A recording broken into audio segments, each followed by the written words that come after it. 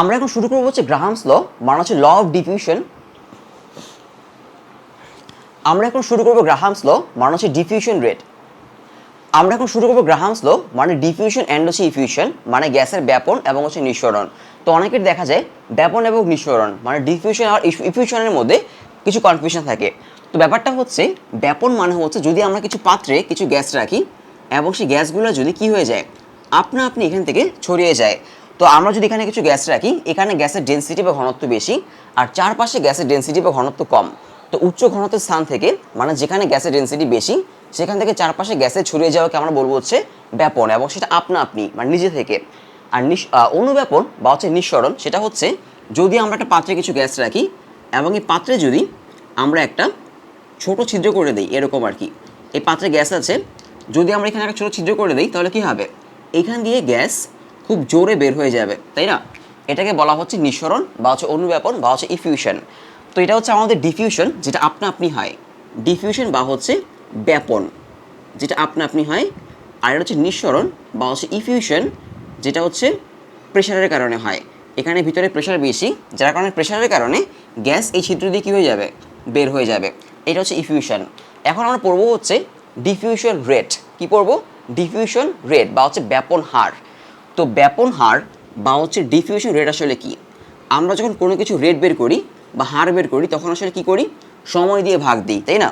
মানে টাইম দিয়ে ভাগ দিই, মানে একক সময়ে বা পার ইউনিট টাইমে কতটুকু হচ্ছে, সেটাই হচ্ছে হার বা হচ্ছে রেট। তো ব্যাপন হারের ফর্মুলা হচ্ছে আর equal to V by T. তার মানে কী বোঝা যাচ্ছে? এখান থেকে বোঝা যাচ্ছে যে একক সময়ে বা হচ্ছে পার ইউনিট টাইমে কতটুকু গ্যাস বের হয়ে যাচ্ছে, সেটাকে বলি হচ্ছে আমরা ব্যাপন হার।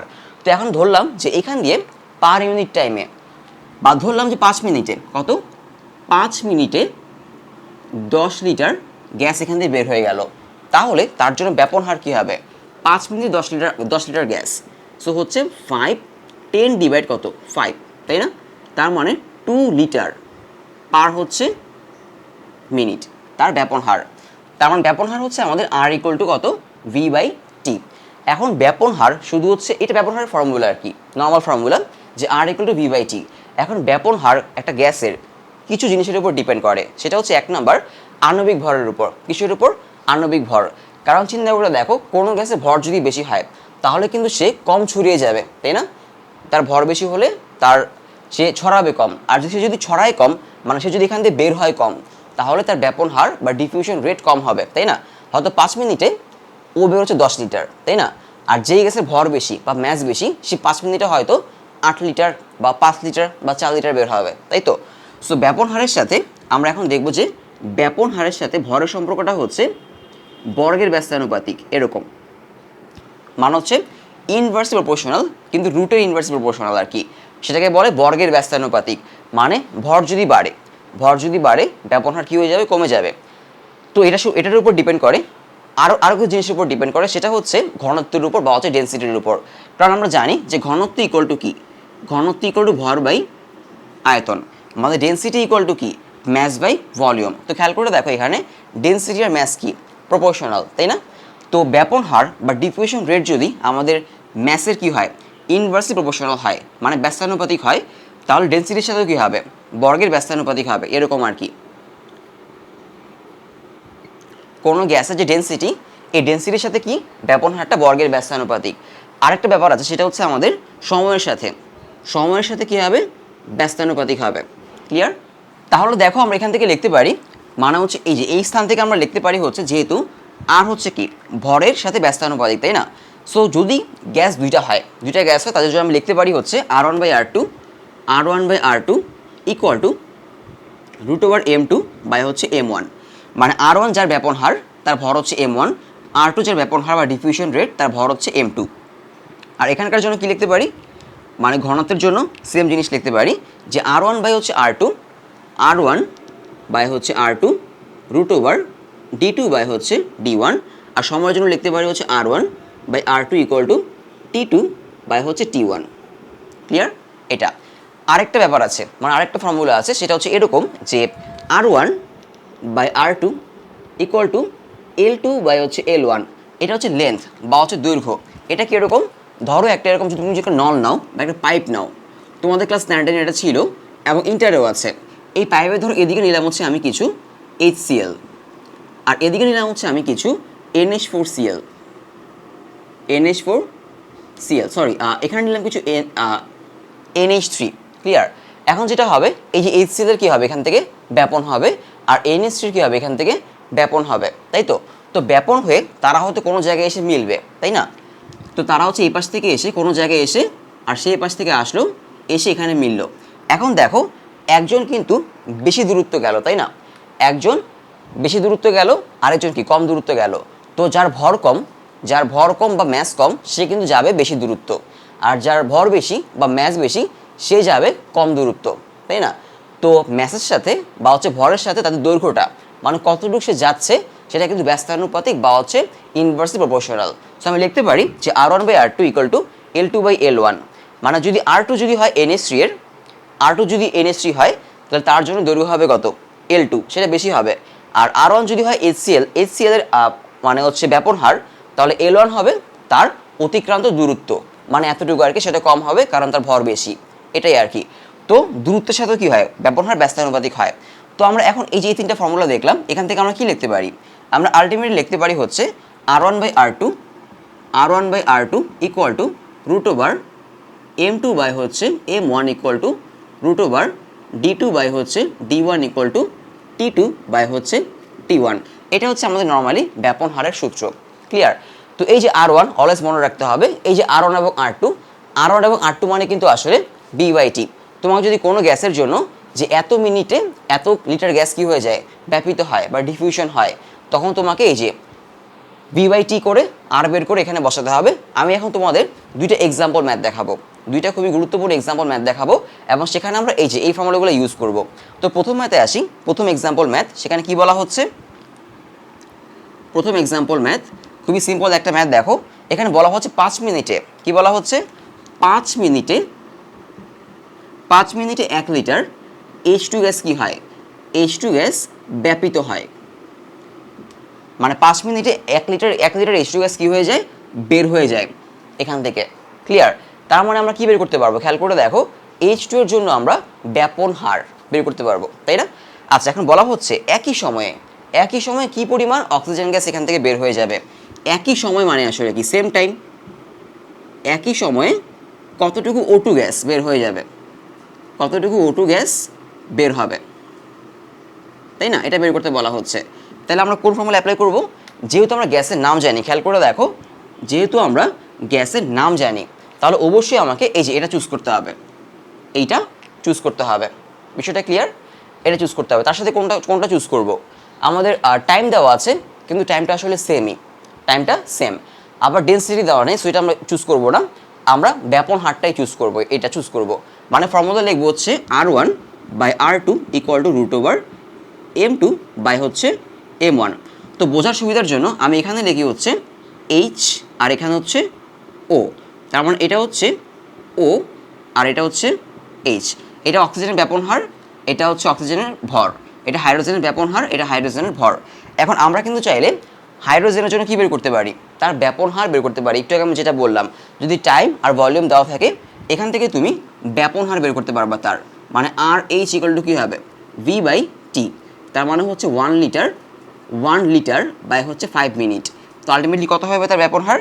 তার ব্যাপন হার হবে হচ্ছে 0.2 লিটার। কত? 1/5, মানে 0.2 litre per minute. 0.2 litre per minute. So কী করতে পারি আমরা এখানে? এই যে RH তার জায়গায় বসিয়ে দিতে পারি, কারণ খেয়াল করে দেখো, এই যে R মানে কিন্তু V/T, সেটাই করলাম আমি হাইড্রোজেনের জন্য কী বের করলাম? ব্যাপন হার বের করলাম। সেটা এখন আমি কি করব? এই যে RH এই জায়গায় বসাবো। এখান থেকে আমি একটু এভাবে লিখে নিই যে RO হচ্ছে RH = তাহলে কী হবে? √MH হচ্ছে MO। এখন MH আসলে কত? এটা 2 হবে, এটা হবে 32, কারণ হাইড্রোজেনের আণবিক ভর কত? অ্যাটমিক মাস হচ্ছে মানে অণুর ভর হচ্ছে 2, মানে H2 যেহেতু 1 করে 2 হবে, আর অক্সিজেন হচ্ছে 16 করে, তার মানে O2। তোমাকে মনে রাখতে হবে, তোমাকে H2 আর হচ্ছে O2 ম্যাচ বসাতে হবে। তো H2 হচ্ছে 2 আর অক্সিজেন কত? 32 গ্রাম। তো বসালে এখানে কি হবে? RH কত বসাবো? RH বসাবো হচ্ছে আমাদের 0.2 লিটার পার মিনিট, মানে 0.2 লিটার পার মিনিট। এখান থেকে আমরা RO পেয়ে যাবো ক্যালকুলেট করলে। এটা ক্যালকুলেট করবো এখানে ক্যালকুলেট করে এই যে পয়েন্ট টু কী করবা, পয়েন্ট টু মাল্টিপ্লাই করে দেবে এই পাশে। দেন আমরা পেয়ে যাবো হচ্ছে আর ও, আর আর ও কত আসে 0.05 লিটার পার মিনিট। কারণ হাইড্রোজেনের ব্যবহারটা কী ছিল, হাইড্রোজেনের ছিল লিটার পার মিনিট, সো অক্সিজেনেরটাও কী আসবে লিটার পার মিনিট। সো খুবই সিম্পল একটা ম্যাথ আর কি, ক্লিয়ার। মানে তোমাকে এই যে ব্যবহারটা কী করে নিতে হবে, বের করে নিতে হবে। অনেকের দেখা যায় এই ক্ষেত্রে সমস্যা হয়, তো এটা মাথায় রাখতে হবে যে ব্যাপন হার বা ডিফিউশন রেট মানে আসলে কি আমাদের V/T।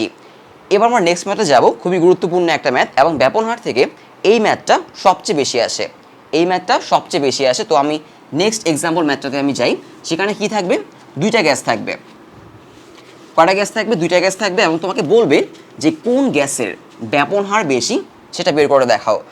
তো দুইটা গ্যাস কীরকম থাকবে, ধরো এখানে একটা পাত্রে কিছু গ্যাস আছে এবং এখানে একটা পাত্রে কিছু গ্যাস আছে, এবং তোমাকে কিছু ইনফরমেশন দেওয়া আছে। এইখানে গ্যাসের কত গ্রাম আছে, 0.5 গ্রাম আছে, 0.5 গ্রাম আছে, আর তার চাপ হচ্ছে 760 মিলিমিটার এইচজি, আর তার ভলিউম হচ্ছে 300 ml। এটা দেওয়া আছে একটা গ্যাস, এ গ্যাস। সাপোজ ধরো আরেকটা গ্যাস, সেটা হচ্ছে 0.6 গ্রাম, 0.6 গ্রাম আছে, ক্লিয়ার। আচ্ছা সরি, এটা হচ্ছে 0.5 গ্রাম আর ওইটা হচ্ছে 0.6 গ্রাম। এটার চাপ হচ্ছে তোমার 770 মিলিমিটার এইচজি, আর তার ভলিউম হচ্ছে 400 ml, 400 ml। আর এখানে আমাদের তার এটা হচ্ছে বি গ্যাস, ক্লিয়ার। এই পর্যন্ত হচ্ছে আমাদের এখানে দেওয়া আছে। আরেকটা জিনিস দেওয়া আছে, সেটা হচ্ছে আমাদের টেম্পারেচার। টেম্পারেচার কত, 27 ডিগ্রি সেলসিয়াস, বা বলতে পারি হচ্ছে আমি 300 কেলভিন, মানে 273 প্লাস 27। আচ্ছা, এখন বলা হচ্ছে কোন গ্যাসের ব্যাপন হার বেশি বা ডিফিউশন রেট বেশি। এখন কি করবো, খেয়াল করে দেখো, তার ম্যাস দেওয়া আছে, প্রেশার দেওয়া আছে, আর ভলিউম দেওয়া আছে। আমরা কী বের করতে পারি, আমি ইউজ করব হচ্ছে প্রথমে এই গ্যাসের জন্য, এই গ্যাসের জন্য ইউজ করব হচ্ছে PV equal to NRT। PV equal to কত, NRT। বের করবো কি এখান থেকে বের করবো হচ্ছে তার মলিকিউলার ম্যাস। এখন পিভি ইকুয়াল টু NRT থেকে মলিকুলার ম্যাস কীভাবে বের করে, সেটা হচ্ছে আমি পিভি ইকুয়াল টু NRT যখন পড়িয়েছিলাম তখন বলেছিলাম যে আমি লিখতে পারি এটাকে যে পিভি ইকুয়াল টু এনকে লেখা যায় W/M। এখানে W হচ্ছে তার ভর বা ম্যাস, আর ক্যাপিটাল M হচ্ছে তার মলিকুলার ম্যাস, RT, এরকম আর কি। এখন যেটা করতে হবে, আমাদের বের করতে হবে হচ্ছে এই যে এমটা। তো আমি এখান থেকে এমটা যদি বের করি, এমকে পাশে নিয়ে আসি, এখানে WRT, আর নিচে হচ্ছে PV। এখন জাস্ট আমরা ভ্যালু বসাবো। এখন ভ্যালুগুলো কত খেয়াল করে দেখো, এবং আমি এটাও বলেছিলাম পিভি ইকুয়াল টু NRT দিয়ে যখন ম্যাথ করবো আমরা, তখন ইউনিট মিলতে হবে। মানে তুমি যদি প্রেশারকে SI এককে নাও, ভলিউম নিতে হবে SI এককে। তো প্রেশারের SI ইউনিট কত আসলে, প্যাসকেল, তাই না? আর ভলিউমের হচ্ছে মিটার কিউব। আর যদি তুমি প্রেশারকে নাও হচ্ছে ATM এ, তাহলে ভলিউম নিতে হবে কিসে, লিটারে। এটাকে বলে LATM ইউনিট, এটাকে বলে LATM ইউনিট। তো আমরা এখন এই ইউনিটে করব, মানে LATM ইউনিটে করব। তো খেয়াল করে দেখো, এখানে আমাদের প্রেশার কত আছে, মানে P হচ্ছে আমাদের 760 mmHg। এটাকে নিয়ে আসবো হচ্ছে আমি ATM এ। তো 1 ATM মানে আসলে কত, 1 ATM মানে হচ্ছে 760 mmHg। তো তুমি যদি এই যে mmHg, তাকে যদি তুমি 760 দিয়ে ভাগ দাও, এটা ATM এ চলে আসবে। তো এটা হচ্ছে 760 ডিভাইড 760 ATM এ চলে আসলো, মানে এটা হবে 1 ATM, তাই না? আর ভলিউমে আসি, ভি হচ্ছে কত আমাদের 300 ml, 300 ml। এটাকে ভাগ করবো হচ্ছে আমি 300 ডিভাইড 1000, তাহলে চলে আসবে হচ্ছে 0.3 লিটার। আর আর হবে কত, আর হবে হচ্ছে 0.0832 LATM পার মোল পার কেলভিন, তাই না? তো সব আমরা এখানে বসাবো। আর ডাব্লিউ কত, ডাব্লিউ হচ্ছে আমাদের 0.5 গ্রাম, ডাব্লিউ হচ্ছে 0.5 গ্রাম। তো এই সবগুলো হচ্ছে আমরা এখানে বসাবো, মানে পি এর ভ্যালু বসাবো এইটা, ভি এর ভ্যালু বসাবো হচ্ছে এইটা, আর এর ভ্যালু বসাবো হচ্ছে এইটা, ডাব্লিউ বসাবো হচ্ছে এইটা। আর টি কত, টি 300 কেলভিন, এই যে 300 কেলভিন। সো সবগুলো যদি আমরা এখানে বসাই, ক্যালকুলেট করি, আমরা হচ্ছে এই গ্যাসের জন্য কী পেয়ে যাব, তার আণবিক ভর পেয়ে যাব।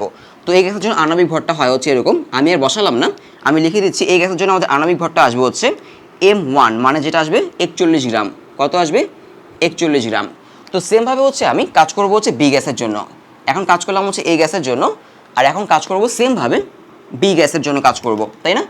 তো সেমভাবে বি গ্যাসের জন্য আমি কি লিখতে পারি, আমি একদম সরাসরি, আচ্ছা লিখি, সমস্যা নেই, যে PV = NRT লিখলাম। এখানে এনকে কি লিখতে পারবো, এনকে লিখবো by M R T. So M equal to হবে হচ্ছে ডাব্লিউ আর টি বাই হচ্ছে পিভি। তো এখানে এই গ্যাসের জন্য আমার কী হবে, এই গ্যাসের জন্য পি হচ্ছে কত, পি হচ্ছে 770 mmHg, নিব কিসে এটিএম এ, তাই না? তো 770 ডিভাইড হচ্ছে 760 এটিএম, ক্লিয়ার? এটা আর কি, এত এটিএম হচ্ছে আমাদের টি। আর ভি হচ্ছে কত, ভি হচ্ছে এখানে আমাদের 400 ml, তাহলে লিখবো হচ্ছে আমি 400 ডিভাইড হচ্ছে 1000 এত লিটার। আর হচ্ছে কত, আর আগেরটাই থাকবে আর টি হচ্ছে আগেরটাই থাকবে। সো আমি পি বের করবো এখান থেকে, ভি বের করবো এখান থেকে, আর এটা বসাবো, এটা বসাবো কারণ যেহেতু আমি পি নিয়েছি এটিএমে আর ভি নিয়েছি কত লিটারে, এর এটিএম ইউনিটে আর কি, আর টি হচ্ছে এইটা। তো বসালে এখান থেকে আমরা বি গ্যাসের জন্য কী পাবো, এম পাবো। তো বি গ্যাসের জন্য এম আসবে হচ্ছে আমাদের এরকম যে 36.42 গ্রাম। এখন খেয়াল করে দেখো এ গ্যাসের জন্য কি তার ম্যাসটা বেশি আর বি গ্যাসের ম্যাসটা কি আসলে কম, তার মানে এ গ্যাসের ব্যাপন হার বা ডিফিউশন রেট কী হবে, কম হবে, কারণ ডিফিউশন রেটের সাথে আমাদের কি ম্যাসটা ইনভার্স প্রপোর্শনাল মানে ব্যস্তানুপাতিক। তো এটা আমরা একটু অন্যভাবে দেখাতে পারি, কীভাবে দেখাতে পারি খেয়াল করে দেখো। আমরা এখন এখানে লিখবো যে ফর্মুলা ফেলবো যে R1/R2 R1/R2 equal to root over M2 by হচ্ছে M1, R1/R2 equal to root over M2 by হচ্ছে M1। এখন আমরা এখানে কি বসাতে পারি, যেহেতু আমরা M1 M2 জানি আমরা এটা বসাতে পারি, তাই না? সো আমরা M1 M2 বসাই, M1 বসাই হচ্ছে এইটা আর M2 বসাবো হচ্ছে এইটা। তো যদি বসাই এটাকে নাম দিই M1, এটাকে নাম দিই M2, তাহলে আমি M2 বসাই হচ্ছে 36.42 আর এখানে বসাবো হচ্ছে আমি 41 গ্রাম, তাই না? আচ্ছা এইটা, এখন একটা কাজ করি, এটা একটু উল্টাকে দিই, মানে হচ্ছে এরকম লিখি R2 বাই হচ্ছে R1, এটা না করলেও চলবে, কোনো সমস্যা নেই। আমি উল্টাই দিলাম যাতে এই ভ্যালুটা কি আসে, এই ভ্যালুটা 1 থেকে বড় আসে। দেখো উপরে ছোটো ভ্যালু আর নিচে বড় ভ্যালু, যদি আমি উল্টাই দিই তাহলে ভ্যালুটা কী হবে 1 থেকে বড় আসবে আর কি, এই জন্য উল্টালাম আর কি, না উল্টালেও সমস্যা নেই। তো উল্টালে যেটা হবে উপরে হবে 41, নিচে হবে 36.42, এই ভ্যালুটা আসবে হচ্ছে আমাদের 1.06। তার মানে এখান থেকে লেখা যায় কি আসলে, এখান থেকে লেখা যায় R2 ইকুয়াল টু 1.06 R1। তার মানে খেয়াল করে দেখো R2 হচ্ছে R1 এর 1.06 টাইমস, তার মানে এখানে R2 কিন্তু আসলে বড়, তাই না? R2 R1 থেকে বড়, কারণ R2 হচ্ছে R1 এর 1.06 টাইমস। এই যে এই নাম্বারটা যদি 1 থেকে ছোট হতো, যদি এই নাম্বারটা 1 থেকে ছোট হতো তাহলে R2 ছোট হতো, এটাই আর কি। সো এখানে R2 বড়, এবং R2 যে বড় সেটা আমরা এখান থেকেই বলতে পারি, কারণ M2 এর ম্যাথটা কি কম, এবং এটাই হচ্ছে আমাদের ডিফিউশন রেট থেকে সবচেয়ে গুরুত্বপূর্ণ ম্যাথ। তোমাকে দুইটা গ্যাস দিবে, সেখান থেকে তোমাকে এম বের করে দেখাতে হবে যে কার এম বড় কার এম ছোট, ক্লিয়ার? সো এটা ছিল আমাদের ডিফিউশন রেট। আশা করি থিওরি বোঝা গেল। থিওরি পার্টে আমরা কিছু এক্সাম্পল ম্যাথও দেখলাম। সো ম্যাথ পার্টে যখন যাব তখন অবশ্যই আমাদের এই টপিক থেকে কী থাকবে, ম্যাথস থাকবে, কারণ এটা বেশ গুরুত্বপূর্ণ একটা টপিক। এরপরে যাবো হচ্ছে আমরা কাইনেটিক থিওরি, মানে kinetic theory for ideal gas, মানে গ্যাসের গতিশক্তি।